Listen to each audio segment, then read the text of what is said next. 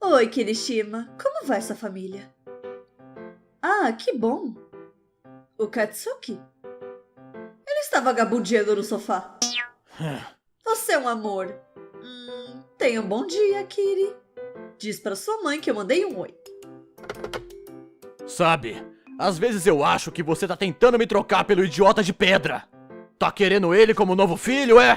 Você não tem que se preocupar com isso. Ele vai ser meu futuro genro mesmo. O quê? Da onde que você tira essas ideias? Tá achando que a gente é o quê? Eu não curto essas paradas não, tá louca das ideias, mas... O que você tá pensando? Foi só uma piada.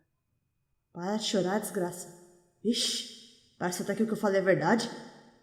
Ô, mano, tu é gay, hein? Obviamente eu não sou gay. Como não? Você literalmente voou centenas de metros pelo céu só pra pegar na mão do Kirishima? Ok, você pode até ter um bom argumento aí, mas eu não sou gay. Porra, Kirishima, eu quero muito socar a sua cara. Bem devagar. Com minha boca. Nesse caso, sinta-se livre pra, sabe, socar minha cara quando quiser. Dar aquele socão bem dado, de aquela bitoca bem socada, bem enfiada, bem...